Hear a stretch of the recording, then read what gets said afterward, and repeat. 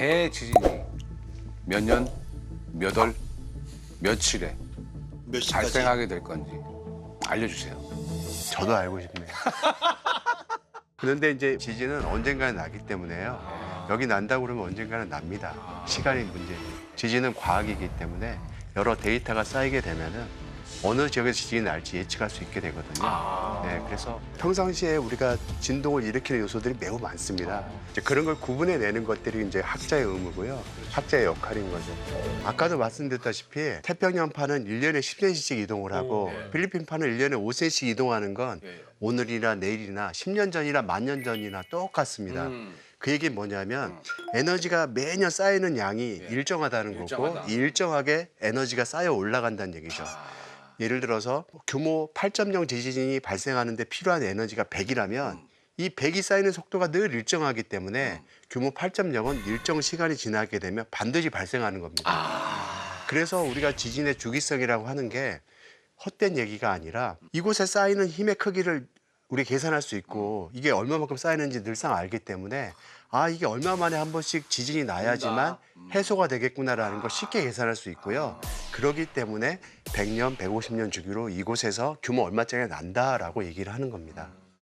근데 뭐 우리 교수님도 아시겠지만 너무 떠들썩해가지고요. 7월 초에 일본에 이제 대지진이 난다라고 아주 그냥 모두들 공포에 떨었지 않습니까? 네, 그죠? 그렇습니다. 그러니까 이게 괴담이 아니라 과학적인 근거가 있다라는 그런 말씀이시잖아요. 네, 이게 예측이 다 가능한 거고요. 특히 이 다츠키 료가 얘기한 이 난카이 해국 지역은 100년, 150년 주기로 지진이 발생을 하고 있는데요. 근데 이 동경 앞바다 지역인 토카이 지역과 큐슈 앞바다 지역인 난카이 해곡의 난카이 지역이라고 하는 이곳이 난카이 해곡 지역은 한 500년 동안 지진이 안 났고요. 이 동경 앞바다 지역인 이 토카이 지역도 170년 동안 지진이 안 나고 있습니다. 그러니까 이미 100년, 150년 주기로 지진이 계속 나는데 이 두 지역은 안 나고 있으니까. 시기가 넘어선 거예요.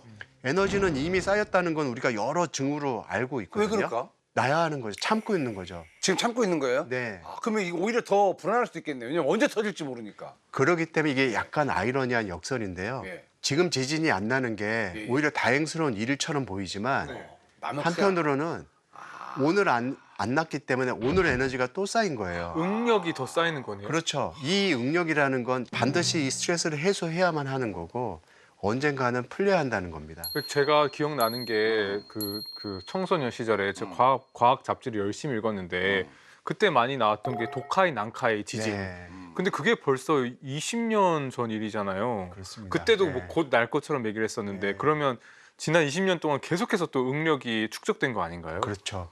제가 이 학부생 다닐 때 향후 30년 내에 난카이 해곡 지역에서 지진이 발생할 확률이 한 30%에서 40%라는 얘기를 했어요. 그러다 대학원 들어가게 되니까 한 50%쯤 올라가더라고요. 사실 50%만 해도 어마어마한데 요즘에는 난카이 해곡에서 30년 내에 이런 큰 지진이 발생할 확률을 80%라고 얘기를 해요. 사실 우리가 살면서 80% 확률이라는 거 거의 마주치기 어려운 확률입니다. 그렇죠. 이건 반드시 나는 확률이나 마찬가지 거기 확률이에요. 간다 봐야죠. 네. 그래서 이게 오늘 나도 안 이상하고요. 내일 나도 안 이상한 상황인 겁니다.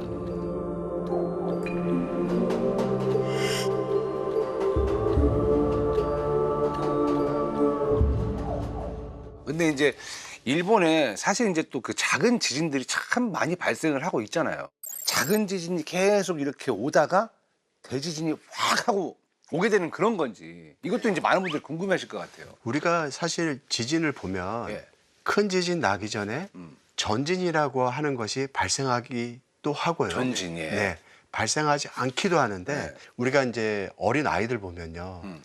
장난감 갖고 너무 열중하다 보면 네. 이 장난감 노느라고 소변이 마려운데 가지도 않고 참죠. 네, 막 참잖아요. 참죠. 제 아들 보면은 어렸을 때 보면 이 앞이 이렇게 소변이 조금씩 배어 나오는데도 놀고 있어요. 네.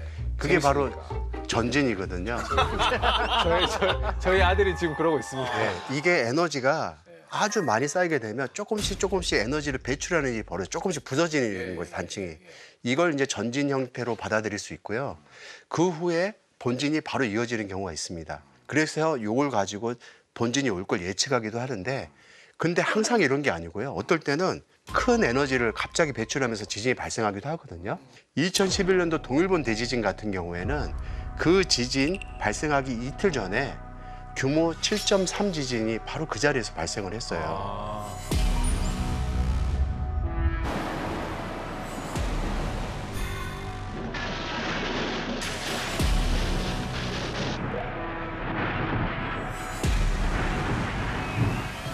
근데 그 당시에는 이걸 전진이라고 판단을 못했던 거예요. 이미 커서. 예, 이미 이게 이 지역에서 발생 가능한 충분히 큰 지진이어서 일본 학자들이 걱정했던 건 이 다음에 이어질 여진이 어느 정도 올까 생각을 한 건데 갑자기 이게 전진이었고 그 후에 본진 9.0짜리가 나온 거예요. 9.0. 그런데 이 7점대 지진이 발생하게 되면서 어떤 효과를 발생시키냐면 이 단층대에 그렇지 않아도 굉장히 에너지가 많이 쌓여 있는데 단층대를 일부 쪼개는 역할을 하게 되는 겁니다.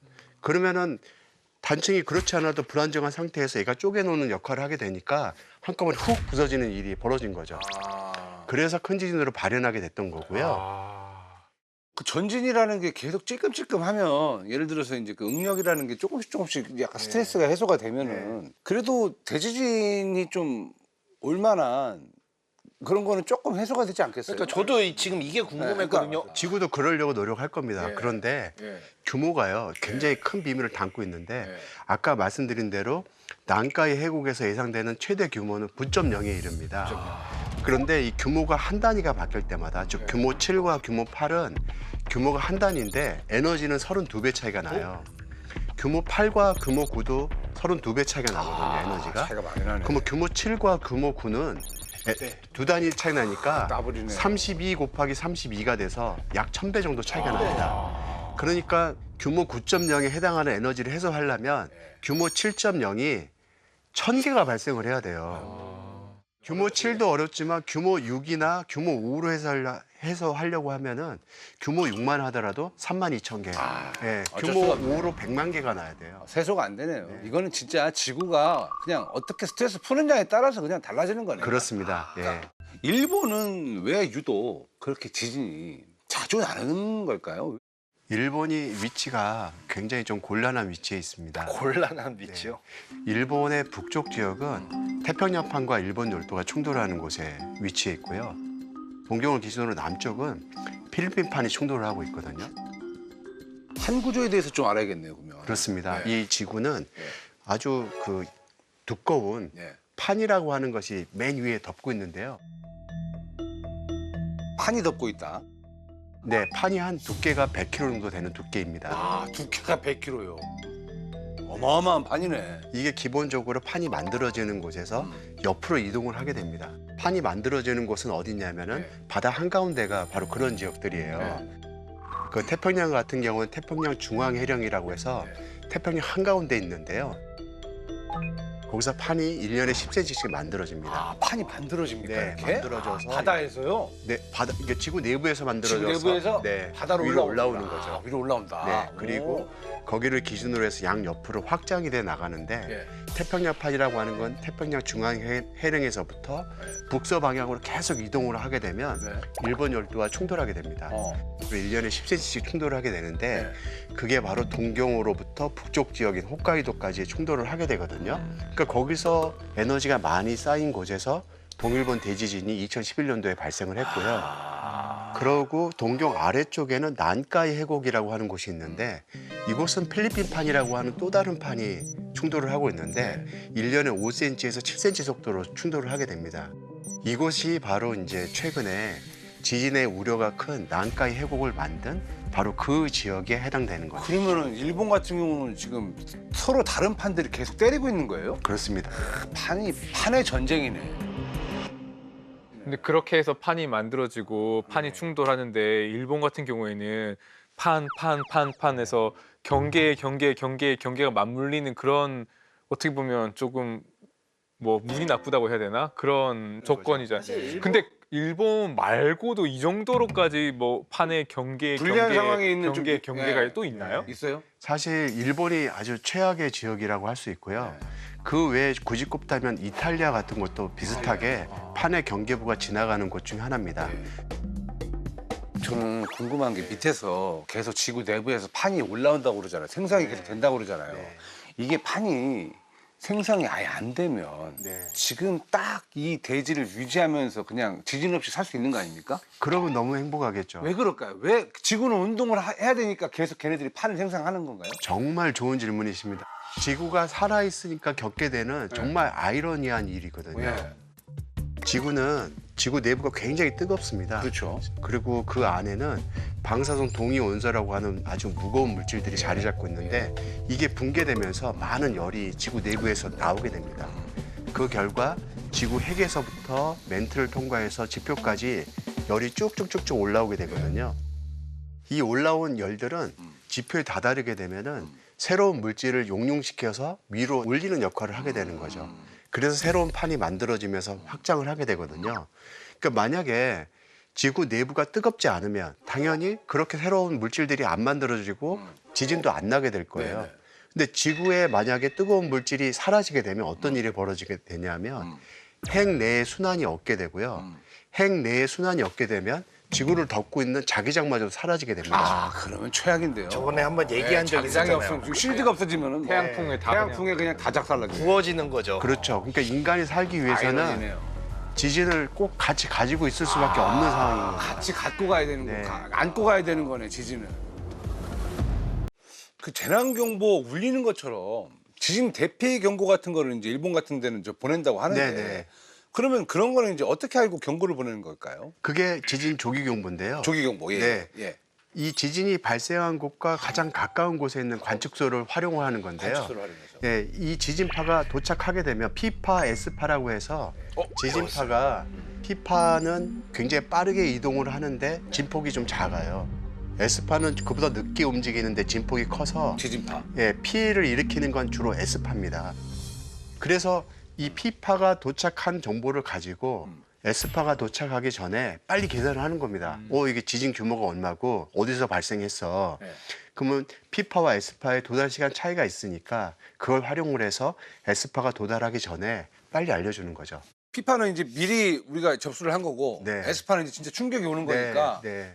그래서 이게 P가 그 프라이머리, 프라이머리. 우선적으로 오는 거라서 그걸 줄여서 P라 그러고 P 팡하고 오는 거고. 파는 이제 지진파 할 때 파동이 네. 먼저 오는 파동. 그리고 S파는 세컨더리라서 두 번째로 오는 거. 그래서 이걸 더 쉽게 기억하려고 사람들이 만든 게 P파의 P가 이 방향이니까 푸시. 푸시. 에서 P라고 생각하고 S는? 흔들니까 쉐이크.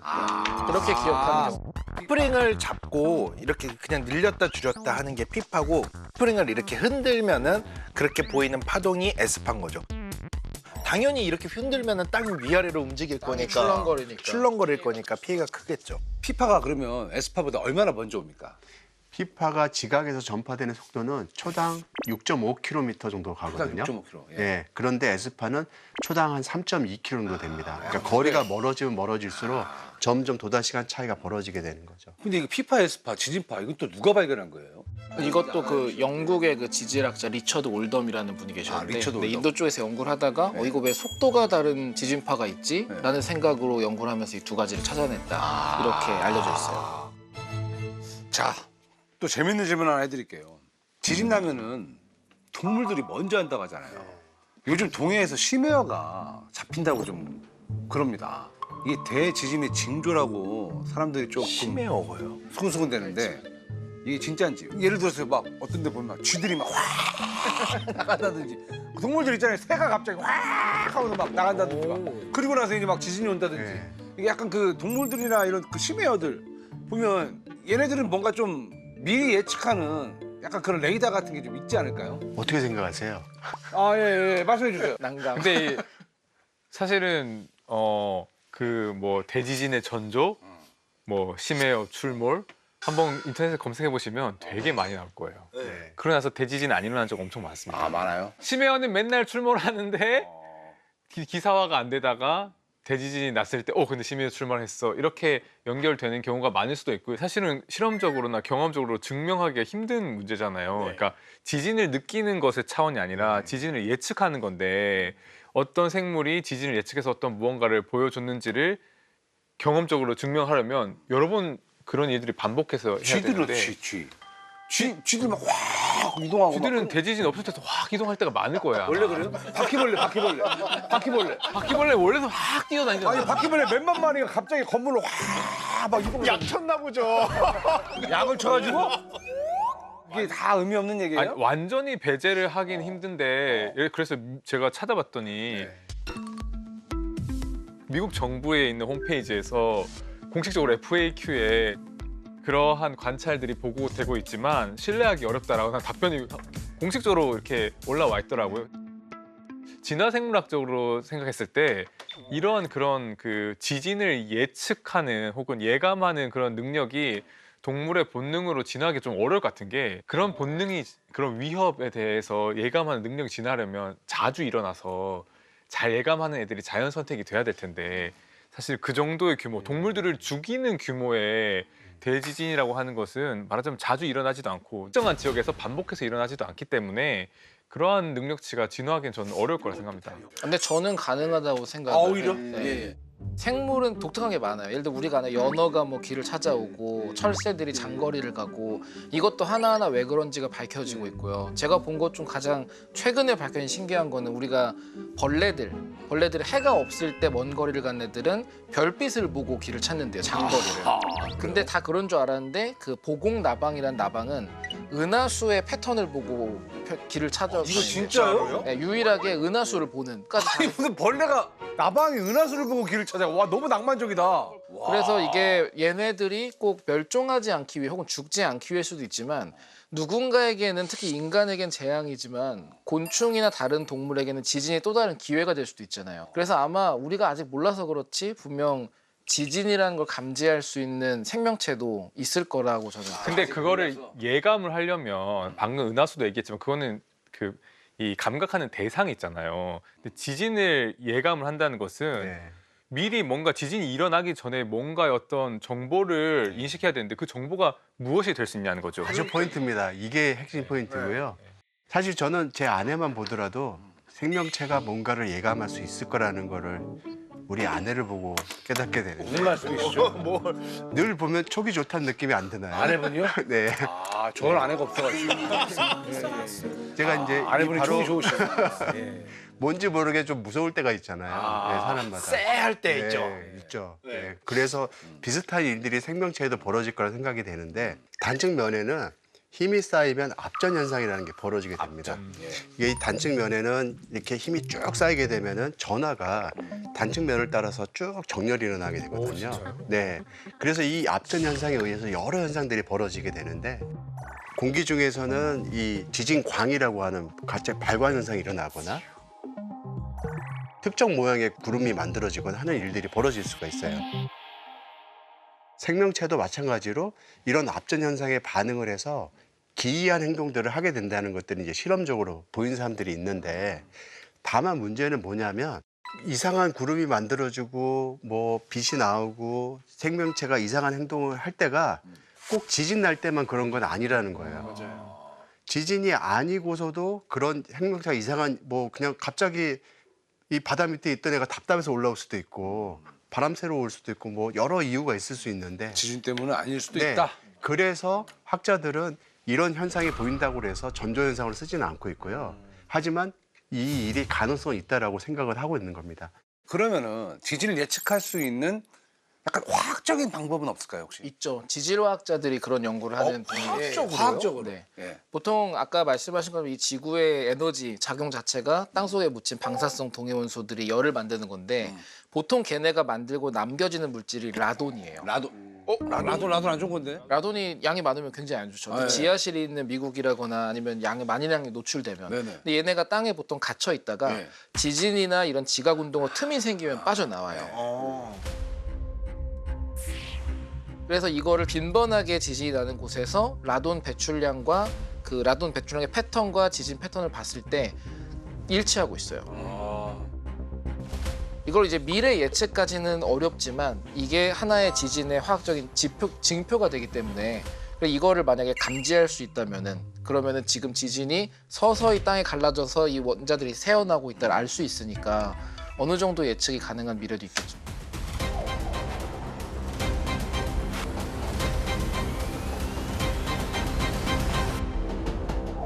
자, 근데 이제 궁금한 게 사실 이제 일본은 어쨌건 우리 또 옆 나라잖아요. 일본에 얼마만큼 큰 지진이 생기면 이게 우리나라한테도 좀 영향이 오는 건가요?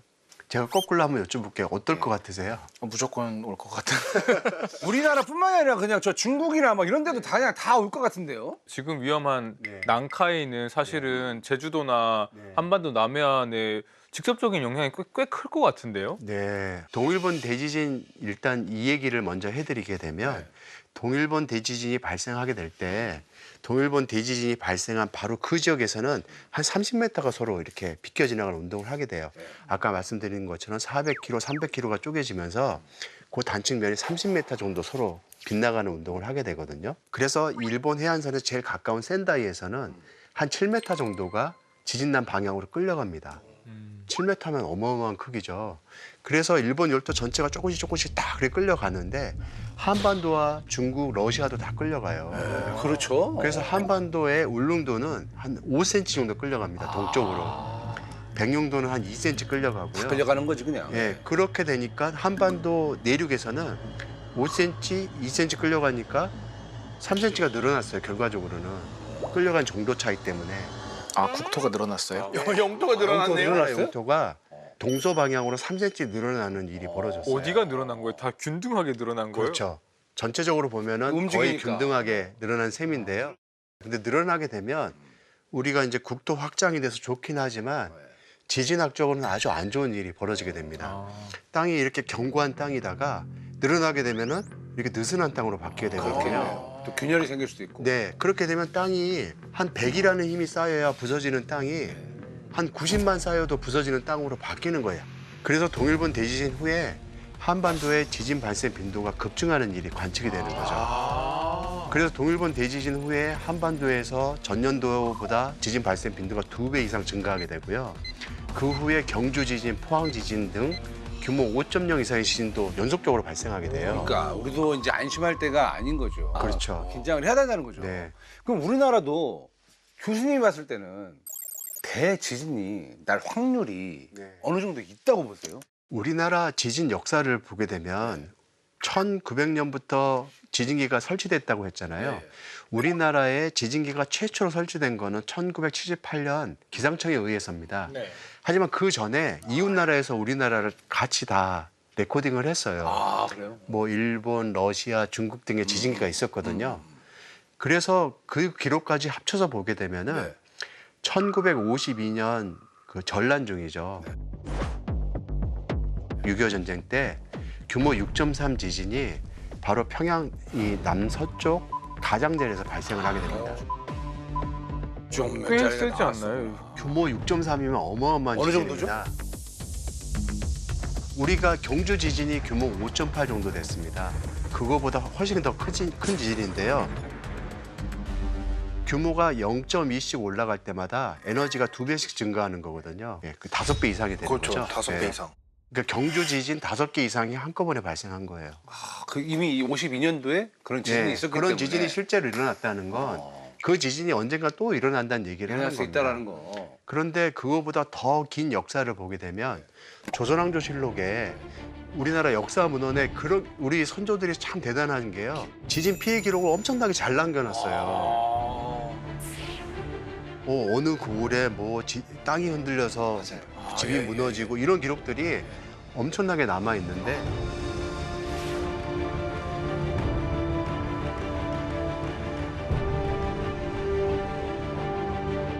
그럼 그 기록을 보면서 몇 정도였을 거다. 그럼요. 한반도 내에 규모 6 이상이 되는 지진들이 상당히 많더라. 저도 기상은 많았다 과거에도. 네. 예. 그런 게 이미 다 판단이 됐던 거죠. 그러다 보니까 동일본 대지진 때 아까 말씀드린 것처럼 땅이 약화돼가지고 갑자기 규모 5.0 이상의 지진들이 막 많이 발생하게 됐잖아요. 그래서 이웃 나라에서 발생하는 이런 큰 지진들이 우리한테 남의 일만은 아닌 거예요. 우리도 이제 모니터를 해야 되는 거죠. 네. 우리나라가 옛날에는 뭐 지진 안전 국가 이렇게 배웠는데 옛날에는 그랬죠. 네, 지금은 이렇게 난다 그러면 궁금해지는 게 그럼 지구상에 지진으로부터 절대 안전한 그 지역이나 그런 나라나 이런 판에 것도 영향을 받지 않는. 불행히도 그런 곳은 없습니다. 뭐 남극이나 북극도 다 네, 남극에서도 랜덤이군요. 네, 지진이 발생하고 있고요. 남극은 더 신기한 게 빙하가 녹으면서 발생하는 지진들이 많아요. 이게 지구 온난화 때문에 빙하가 되게 두껍잖아요. 이 빙하가 용융이 되게 되면 빙하 두께가 얇아지게 되고 빙하가 누르던 힘이 없어지게 되니까 스트레스가 풀리게 되면서 지진이 발생하게 됩니다. 그러니까 지구는 힘의 균형을 이루면서 잘 버티고 있는데 어느 한쪽이라도 힘을 주는 요소가 사라지게 되면 불균형이 심화되게 되고 지진을 유발하는 일로 작용하게 됩니다. 좋습니다. 자, 그 지진을 예측하려고 어쨌거나 이 과학자분들이 정말 뭐 노력을 많이 하지 않습니까? 왜냐면 지진 나면 정말 모두에게 재앙이니까 예, 그 재앙을 막으려고 노력들을 많이 하시는데 지진을 막을 수 있는 방법 같은 게 혹시 있을까요? 지진이 안 나게 하려면 힘이 안 쌓이게 하는 방법밖에 없거나 아니면 힘을 인위적으로 풀어내거나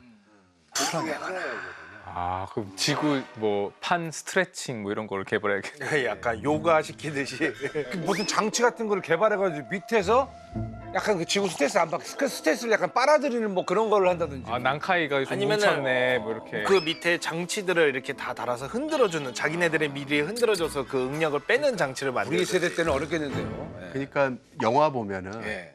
그 일본 침몰이라고 하는 그런 영화들을 보면 어떻게 하냐면 이게 결국은 판의 경계부에서 판이 이게 물고 있는 행위 자체가 힘이 쌓이는 일이거든요. 그냥 미끄러져 들어가면 해결될 문제예요. 판과 판을 뚫게 되면은 서로 물고 있지 않고 미끄러지게 될 거다. 그러면 에너지가 해소될 거다라는 생각인데 근데 그렇게 뚫으려면은 일본 열도 앞바다에서만 하더라도 난카이 해공만 700km거든요. 인간이 뚫은 최대 깊이가 한 10km 정도 되거든요. 그러니까 그보다 더 깊은 곳에 바로 멘틀이 드러나는 경계부기 때문에 실질적으로는 현실성이 없는 얘기라고 할 수 있는 거죠. 아니 지금 우리가 그래도 화성으로 좀 이주를 하니 뭐 AI가 세상을 지배하느니 뭐 하는 이런 시대를 살고 있는데 첨단 과학으로 지진을 막을 수 있는 게 아무것도 없다라는 네, 사실 게 참 맞아요. 아이러니합니다. 그럼 대지진이 나면은 무방비로 다 죽는 겁니까? 실질적으로는 인간이 할 수 있는 게 별로 없는 없어요? 셈이죠. 그 인간이 할 수 있는 최대한의 일은 내진 성능을 하고 그 지진동에 대해서 견뎌내는 일 정도일 텐데요. 내진 성능이 강화되는 거는 사회적 합의 문제거든요. 우리가 이거 건물 지어놓고 한 70년, 80년밖에 못 쓰는 건물인데 한 200년, 300년 만에 발생하는 지진까지 우리가 꼭 대비해야 되나? 왜냐하면 이 건물 쓰고 있는 동안에 지진이 한 번도 그런 지진이 안 날 수도 있는데 구태여 그런 돈을 많이 들여서 강한 건물을 지어야 되나라고 생각할 수 있거든요. 이거는 그래서 사회적 합의 문제라는 겁니다. 참 아이러니합니다. 그죠? 예, 참 그 지구가 운동을 안 해서 그냥 지진 없는 세상에서 살려니 그건 또 어려울 것 같고. 야, 지구가 스트레스를 받는다? 그러면 그 거대한 스케일로 지진을 일으키면 우리는 아무것도 할 수가 없다. 그러니까. 우리는 겸손해야 된다. 그리고 또 그걸 인정할 수밖에 없다. 라는 걸 느끼니까 인간은 정말 좀 이렇게 어떻게 보면 좀 작으면 또 작은 존재구나. 라는 그런 생각이 좀 들기도 합니다. 예. 저도 느낀 건 결국에 그냥 뭐 대재앙 온다 그러면 포기하겠다. 역시. 네, 지구 역시 종말론자. 최근에 그 사이언스 쪽 저널을 보다가 하나 본 게 지구 온난화 때문에 과연 지진이 더 많이 늘어났느냐라는 것에 대해서 이제 실질적 증거가 나온 거예요. 뭐래요? 이제 땅의 판 때문이 아니라 알프스나 이런 산맥에 눈이 급격히 녹으면서 지진이 유발된다는 증거들이 나와서 온난화가 또. 우리가 할 수 있는 거는 뭐 지구 밑에 있는 깊은 곳은 어떻게 할 수 없지만 이 위에 쪽에서라도 좀 더 안전한 걸 위해서 노력하는 정도가 우리의 할 수 있는 전부가 아닐까. 그 외에는 그냥 즐겁게 살자 이렇게 생각했습니다. 우리가 특히 생물학에서는 뭐 암이면 암, 뭐 면역이면 면역, 그걸 활용하고 뭐 질병을 극복해서 암 백신을 만들고 이렇게 희망이 보이잖아요. 희망과 그렇죠. 뭔가 힘 이런 게 생기는 것 같은데 지진은 정말 많은 연구를 통해서 어떻게 일어나는지 잘 알게 되었지만 더 잘 아는 상태로 무기력해지는 느낌? 인간이라고 하는 존재가 얼마나 미약한 존재인지 좀 겸허해지는 그런 시간이었던 것 같습니다. 이렇게 저기 허망하게 끝내면 안 되고 네. 믿을 수 있는 건 역시나 우리 지진 최고 전문가 우리 홍 교수님밖에 없습니다. 자, 교수님. 네. 지진 앞에서 떨고 있는 전 세계인들을 향해서 한 말씀 해주세요. 네. 교수님, 대지진 앞에서 과학은 어떤 역할을 할 수 판을 있을까요? 손으로 이렇게 밀으셔야 될 것 같은데 이게 시지프스처럼. 네. 어떻게 할 수 있을까요? 사실 인간이 할 수 있는 거는 자연 앞에서 아까 말씀하신 대로 너무 나약해지고 그렇거든요. 그럼에도 불구하고 지진학자들은 사실을 알리는 역할을 하는 게 지진학자의 이제 가장 큰 역할이라고 생각을 합니다. 예, 2009년도 이탈리아 라킬라에서 있었던 지진이 아주 좋은 교훈이 되고 있습니다. 당시에 그 이탈리아 라킬라 지진이 규모 6.4 정도 되는 지진이었는데 당시 잔지진들이 막 많이 나니까 혹시 큰 지진이 나지 않을까라는 걱정들을 좀 했던 거죠. 그래서 학자들을 다 모아놓고 회의를 했어요. 학자들은 이제 아는 대로 얘기를 한 겁니다. 아, 이거 지진 전조 현상일 수도 있고 큰 지진이 날지도 모른다. 다만 우리의 한계로는 큰 지진이 날런지 확언은 못하겠다. 이제 그렇게 되니까 회의에서 결론을 어떻게 맺게 되냐면 아니 날지 안 날지 모른다는 이런 애매한 말로 국민한테 얘기를 하면 누가 납득하겠냐. 운에 맡겨야 그래서 지진의 우려가 있긴 하나 뚜렷한 징후는 없다라고 발표를 해요. 근데 그러고 있다가 얼마 안 있다가 지진이 납니다. 모두가 잠든 새벽 발생한 대지진은 한순간에 도시 모습을 바꿔버렸습니다. 규모 6.4 지진이 나고 300명 이상의 사람들이 사망하거나 그 실종이 되게 되거든요. 엄청난 재해를 입게 되고요. 당시 회의에 참석했던 학자들과 그런 공무원들을 전부 다 과실치사로 기소를 하게 됩니다. 이게 21세기 갈릴레오 재판이라는 이름으로 당시에 떠들썩했는데요. 그러면서 이제 지진학자들이 얻었던 교훈이 한 가지가 있는데요. 학자의 몫은 사실을 사실대로 얘기를 하고 이 큰 위험성이 있다는 걸 오히려 감추려고 하지 말고 있는 그대로 얘기하는 게 학자의 의무다. 오늘 이 학습에서도 제가 다소 위험성 있는 얘기들을 하고 듣기에 거북한 얘기들이 아마 있었을지도 모르는데 그걸 이제 너무 과장스럽고 걱정스럽게 받아들이기보다는 아 이런 위험도 있구나라는 측면에서 받아들였으면 좋겠고요. 과학자의 몫은 바로 이런 사실을 알려주는 역할이라고 생각을 하고 있습니다. 그렇죠. 이게 네. 위험이라는 거에 대한 그 경고와 대비를 최대한 좀 하자라는 그런 얘기잖아요. 언제 올지 모르는 위험이니까. 그리고 우리 과학이 좀 더 많이 발전을 해서 저는 하늘로 도시를 띄워버리는. 아, 그 아바타처럼요. 지진이다. 그럼 그냥 띄워버리죠. 쫙 띄었다가 또 다시 지진 지나갔다 그럼 딱 또 완전 거기다 딱 꽂고 내리는 이런 공상도 합니다.